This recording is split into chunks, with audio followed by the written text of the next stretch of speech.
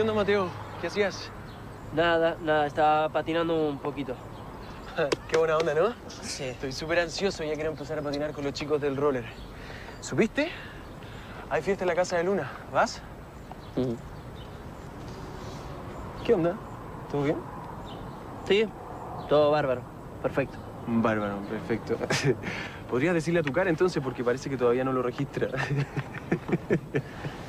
Ramiro, no tengo ganas de hablar.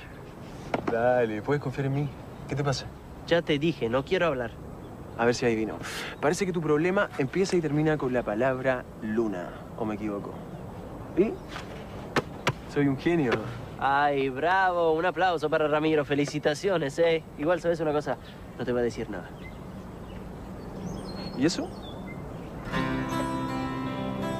¿Qué es? ¿Qué onda eso? Un anillo, ¿no? A verlo. ¿Qué onda? Este anillo parece que lo he visto en alguna parte. ¿Es el anillo de Luna? Sí, se lo regalé yo. ¿Y por qué lo tienes tú ahora? ¿Qué pasó? ¿Te lo devolvió? No. Lo encontré en Cancún, en la playa. Lo encontré en el mismo lugar donde estaba hablando con Simón después de la competencia.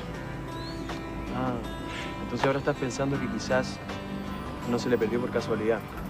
No quiero pensar en nada, ¿ok? Y sinceramente no me interesa si lo perdió a propósito o no. Vale, me queda súper claro, ¿sabes? Menos mal que no te interesa, porque si te importara de verdad serías valiente y hablarías con ella, ¿no? Te veo en la fiesta, ragazzo.